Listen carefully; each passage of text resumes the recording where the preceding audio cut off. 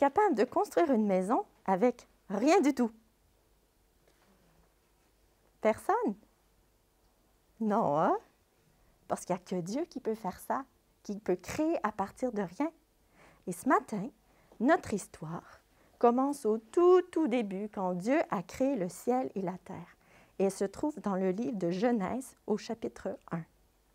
Alors, au commencement, il n'avait rien. Ben, il avait Dieu, quand même. Mais tout était chaos et vide. Il n'y avait que de la noirceur. Ça, c'est ma noirceur ici. La Bible nous dit que l'Esprit de Dieu planait au-dessus de l'eau. Mais c'est violet, mais c'est de la noirceur. Mais Dieu avait un plan. Et il dit qu'il y ait de la lumière. Et qu'est-ce qui se passa? Il y eut de la lumière. Ça, c'est ma lumière. Dieu vit que c'était bon. Et il appela la lumière le jour et la noirceur nuit. Il y a un soir et un matin, et ce fut le premier jour. Le lendemain, Dieu a dit qu'il ait une étendue pour séparer les eaux. Et il créa le ciel pour séparer l'eau qui est en bas, ici, de l'eau qui est au-dessus, qui se trouve dans les nuages.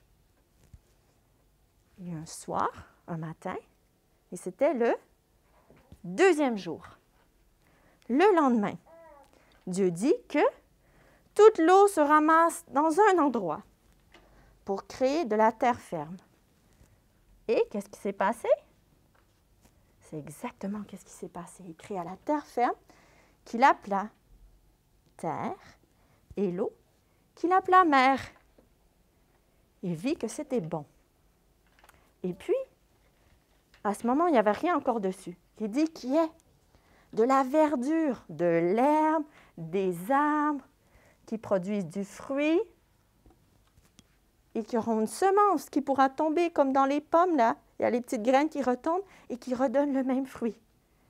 Et voici ce qui créa des arbres, des fleurs, des fruits comme des pommiers, des citronniers.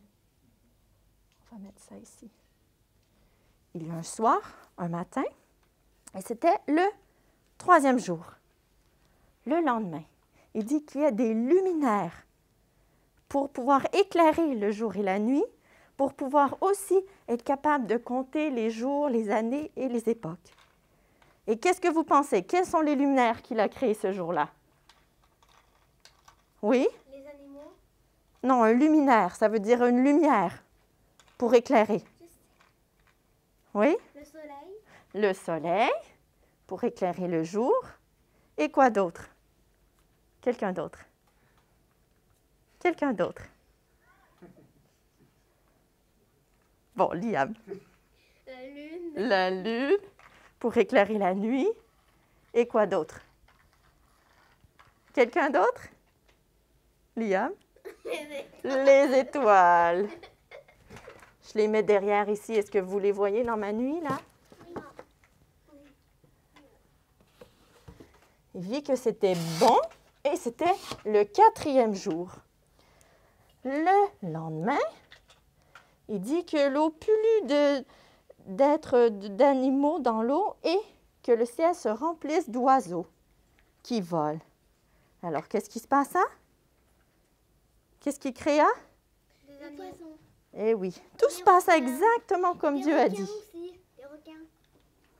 Toutes sortes de poissons, Il n'y a pas de requins? toutes sortes d'oiseaux. Il n'y a pas de requins? Ouais, ben j'ai pu qu'en mettre quelques-uns. Il les bénit et il leur dit de remplir la terre. Vu que c'était beau, que c'était bon, il y a un soir, un matin, et c'était le 5e jour. Le lendemain, ils disent que la terre produise des animaux, du bétail, des reptiles.